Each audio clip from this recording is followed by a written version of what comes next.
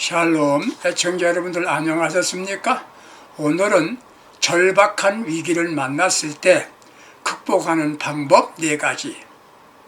절박한 위기를 만났을 때 극복하는 방법에 대하여 말씀드릴 때에 은혜 되시기 바랍니다. 성경 말씀은 사무엘상 19장 8절 이하를 보시기 바랍니다. 애청자 여러분들 지금 힘드십니까? 나는 왜 되는 것이 없나? 이런 생각이 들 때가 있으십니까? 세상 살다 보면 항상 좋은 일만 있는 건 아닌 것 같습니다. 생각밖에 어려운 일, 문제를 만나는 경우가 있죠. 위기는 기회라는 말을 합니다. 그렇습니다. 위기를 잘 극복하는 영적인 지혜와 힘을 가진 사람은 지혜로운 사람이 되는 겁니다. 여러분들 위기입니까? 절대 포기하지 않아야 됩니다. 위기는 예고 없이 찾아옵니다. 건강에 자신 있다고 생각했는데 몸에 이상이 생겨서 검사해보니 희귀병이라는 진단을 받습니다. 다 빌렸어도 건강은 빌릴 수 없는 겁니다. 위기죠. 위기는 환경을 통해서 만날 수 있습니다. 전쟁을 통해서 당하는 경우 혹은 천재지변을 통한 위기를 만날 수 있습니다. 가장 큰 위기는 사람을 통하여 오는 겁니다. 바로 다윗 같은 경우입니다. 가장 가까운 사람인 사울왕을 통해서 다윗은 절박한 위기를 만나게 됩니다. 다윗은 누구였습니까? 전쟁에서 승리하였습니다. 이길 수 없는 전쟁입니다. 다윗은 국가의 위기를 극복한 능력의 사람입니다. 전쟁에 참여하여 나라를 구할 사람이 아무도 없을 때 전쟁에 나가서 블레셋 장군 골리앗을 죽이고 승리하였습니다. 이 전쟁은 자신을 위한 전쟁이 아니지요. 오직 하나님의 영광을 위하여 그리고 나라를 구하는 전쟁이었습니다. 그러면 애국자죠.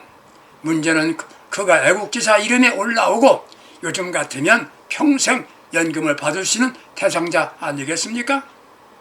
두 번째, 다윗은 사무엘상 16장 7절 이하를 보게 되면 이미 사무엘을 통하여 기름 부음을 받았습니다. 국회의원만 되려고 해도 얼마나 힘듭니까? 다윗은 투표 없이 하나님의 사랑하시어 기름 부음을 받았습니다. 이는 왕이 된다는 증거였습니다. 세 번째, 다윗은 사무엘상 16장 16절 보게 되면 여호와의 영이 크게 감동된 사람입니다. 성령 받고 은혜가 충만한 사람이란 말입니다. 네 번째, 다윗은 사울왕의 사위가 됩니다. 왕족이 된 겁니다. 왕은 요즘 대통령보다 큰 위엄과 권한을 가진 거지요. 다섯 번째, 그리고 그는 군대의 장이 됩니다.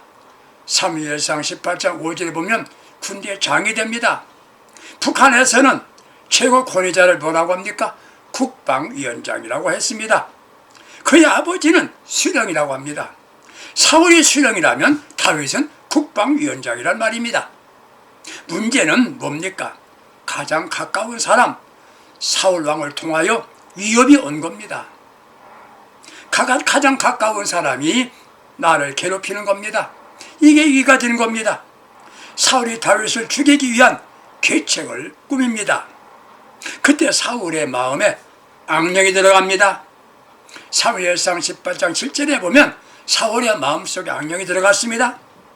마음을 지키지 못하면 사울처럼 되지요. 이 사울이 다윗을 죽이려고 창을 던집니다. 다윗을 2번 피했습니다. 블레셋 사람 포피를 100개를 가져오라고 합니다. 그러면 딸을 주겠다고 약속을 합니다. 다윗은 사울의 부탁대로 그렇게 했습니다. 그럼에도 불구하고 또 다윗을 죽이라고 명령합니다. 주변에 가까운 사람이 나를 미워하는 것만으로도 얼마나 마음이 괴로운지 아십니까? 다윗은 죽음의 공포에 사로잡혀 있습니다. 언제 죽을지 모릅니다. 다윗은 사울이 죽이려 하기에 도피 생활을 무려 10년 이상 했습니다. 10년 이상 도피 생활을 한 겁니다. 다윗을 죽이려고 군사를 동원하여 계속 추적합니다. 그는 사무엘상 30장을 보게 되면 다윗은 블레셋으로 망명 갑니다. 블레셋 아기스 왕이 다윗을 받아줍니다. 이런 과정에서 블레셋과 이스라엘이 전쟁을 하게 됩니다. 다윗은 자기 민족과 전쟁하게 됩니다. 다윗은 아주 고단한 처지에 처하게 되지요. 다윗에게 더 큰 위기는 본거지 시글락에 아말렉이 습격해 온 겁니다. 성읍은 불타고 처자식들은 다 잡혀갔습니다. 부하들은 낙심하고 슬퍼합니다. 원망이 가득 차 있습니다. 돌로 다윗을 치려고 합니다. 이런 절박한 위기를 만난다면 어떻게 해야 합니까? 다윗같이 절박한 위기를 만난다면 여러분 어떻게 하시겠습니까? 사람들은 위기를 만나면 먼저 충격을 받죠. 내가 예수 믿는데 왜 이런 일이 생기지? 내가 잘못한 거 없는데 왜 이런 일이 계속 일어난단 말이야? 그러면서 당황하게 되지요. 충격을 받으면 무감각해집니다. 결단력이 없어지고 희망을 포기하게 됩니다. 그러면서 죽음이 매력적으로 보인다는 겁니다. 두 번째, 이런 위기를 만나게 되면 충격에서 약간 벗어나면 불평을 합니다. 입에 불평이 생기지요. 세 번째는 갈등 단계로 이어집니다. 왜 저 사람은 잘 되는데 나는 이런 일이 있는 거지? 그러면서 마음이 텅 빈 상태가 되어집니다. 모든 게 허무하구나. 위기를 만나면 사람마다 갈등이 있지요. 각기 다른 모습이 되어집니다. 이런 때 어떻게 됩니까? 먼저 도피합니다. 도망간다고 문제가 없어지는 건 아닙니다. 그대로 문제는 남아있는 거지요. 두 번째는 낙심하거나 절망하지요. 이것도 방법이 아닙니다. 위기, 문제가 생기면 즉각 반응을 보입니다. 그게 뭡니까? 원망하고 불평, 그리고 남을 탓합니다. 남을 저주합니다. 심하면 마지막 방법을 선택합니다. 세 번째, 극복하는 방법을 찾습니다. 위기는 기회란 말이 있지요. 아놀드 토인미는 인류 문명의 흥망성쇠는 위기에서 비롯되며 위기를 잘 이겨낸 민족은 흥하지만 도전에 굴복한 민족 역사에 그런 도전에 굴복한 그 그룹은 민족 역사의 무대에서 사라진다고 했습니다. 위기가 기회라면 무슨 기회인가요? 올라가는 기회입니다. 다윗이 선택한 방법은 무엇이었습니까? 다윗은 어떻게 절박한 위기를 극복했습니까? 첫째 방법, 하나님께 집중했습니다. 하나님께 집중했습니다. 일반 사람들은 문제가 생기면 사건에 집중하지요. 왜 나에게 이런 일이 있나? 이 문제를 어떻게 해결해야 하나? 그것만 집중합니다. 그러면서 사람에게 집중합니다. 상대의 사람을 분석하고 그를 미워하기 시작합니다. 사울이 왜 나를 그렇게 미워하나? 다윗은 사울이 왜 그러는지 짐작은 했을 것입니다. 하나는 시기심이지요. 자신과 관계없이 주변 사람들이 다윗은 만만이고 사울은 천천히라고 말하니까 그럴 거다. 둘째, 피의식입니다. 사무엘상 22장 18절 보게 되면 사울이 그에게 이르되 내가 어찌하여 이세 아들과 공모하여 나를 대적하여 그에게 떡과 칼을 주고 그를 위하여 하나님께 묻느냐? 아들 요나단에게 한 말입니다. 아들 요나단에게 문제를 거는 것이었습니다. 중요한 건 사울의 마음에 악령이 접하였기 때문입니다. 시기심, 피의식을 가지면 악령이 찾아옵니다. 다윗 스스로 이렇게 분석할 수 있었겠죠. 그러면서 사울 왕은 나에게 참으로 잘못하고 있다 이렇게 생각했더라면 화가 나서 견딜 수 없었을 것입니다. 나에게 그렇게 잘하던 사람이 한두 번 잘못하면, 해롭게 한다면 적으로 삼지요. 사울왕을 위해 목숨 걸고 전쟁에 나가서 승리하여 왕국을 평안하게 해준 자신을 왜 그렇게 죽이려고 한단 말입니까? 그렇게 생각하지 않았습니다. 왜요? 하나님께 집중했기 때문입니다. 이건 하나님이 하시는 일이다. 나는 관여할 여지가 없다 생각한 겁니다. 가장 친한 요나단에게 왜 아버지가 그러지 질문한 바도 없었습니다. 그러다가 가만히 앉아서 죽을 수는 없었습니다. 피해 다닙니다. 도망 다닙니다. 에겐디 광야에 피해갔습니다. 사울 임금이 볼일을 보고 있습니다. 사무엘상 24장 4절 보게 되면 그 시간이 주변 사람들은 이렇게 말합니다. 원수가 불기회가 왔다고 말합니다. 그러나 다윗은 사울을 죽이지 않습니다. 옷자락만 베어가고 갖고 왔습니다. 그리고는 그것까지 마음에 걸렸던 겁니다. 왜 내가 손을 들어 여호와께서 기름 부음 받은 내 주를 치는 것은 여호와께서 금하신 것이니 그는 여호와께 금하신 것이라 그렇게 말하면서 사무엘상 24장 7절에 보면 다윗의 말로 자기 사람들을 금하여 사울을 해하지 못하게 하라고 말했습니다. 그는 자신이 할 일은 사울이 자신에게 잘못한다고 복수하는 것은 자신이 할 일이 아니라는 것을 알았습니다. 그 사실을 사울왕에게 알립니다. 그러면 설명합니다. 여호와께서 나의 왕 사일은 판단하사 여호와께서 나를 위하여 왕에게 보복하시리니 내 손으로 왕을 해하지 않겠나이다. 자신은 사울왕을 보복할 이유도 자격도 없다는 겁니다.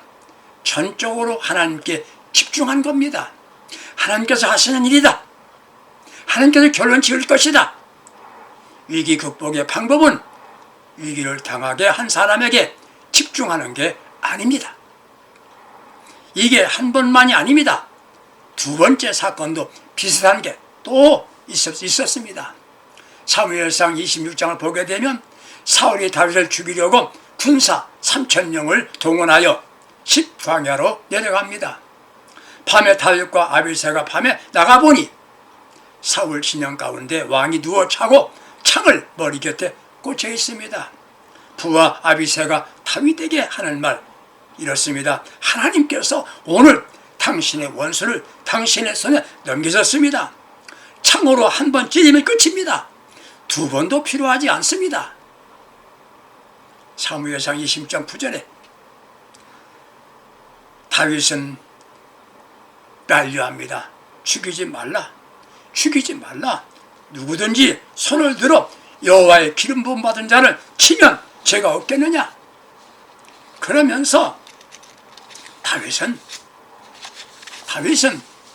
설명을 합니다. 여호와께서 살아계심을 두고 맹세하노니 여호와께서 그를 치시리니 혹은 죽을 날이 이르리니 또는 전쟁에 나가서 망하리라. 그리고 창과 물병만 가지고 옵니다. 사무엘상 27장에 다윗은 자신을 따르는 600명과 함께 가드와 아기스에게 밀려 멀리 도망합니다. 자신에게 고통의 연속입니다. 그래도 자신이 해결하려고 하지 않았습니다. 왜? 오직 하나님께 집중하였습니다. 이게 위기를 멋지게 극복하고 승리하는 왕이 됩니다.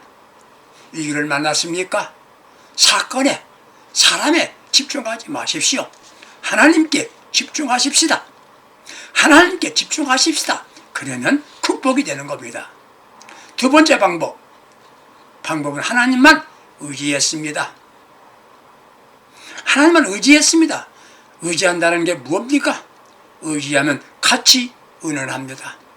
다윗은 사무엘상 23장 2절에 다윗이 하나님께 묻자와 이르되 내가 이 블레셋 사람들을 치리까? 그분 하나님과 대화합니다.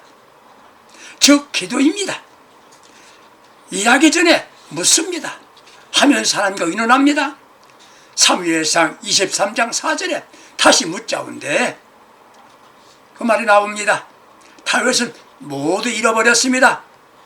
그럼에도 그는 하나님만 의지하였습니다. 하나님만 의지합니다. 하나님을 의지하면 꿈이 생깁니다. 방법이 있습니다. 미국의 인권운동가 말틴 루터 킹 목사는 꿈과 이상을 실현하기 위해서는 먼저 꿈을 가져야 한다고 말했습니다. 꿈을 갖고 하나님만 의지하면 잃어버린 것을 회복하게 됩니다. 하나님을 의지하는 사람은 위기가 오면 즉시 엎드립니다.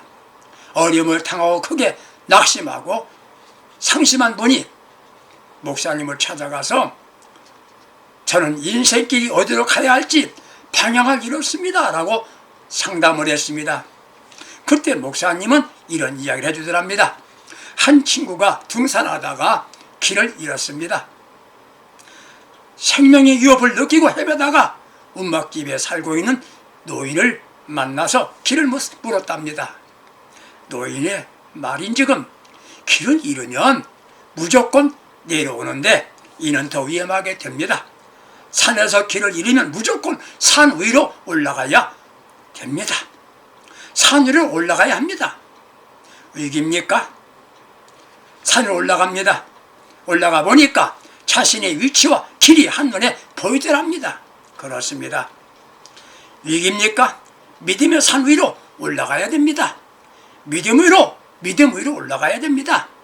위기입니까? 전적으로 전능하신 하나님만 의지해야 합니다.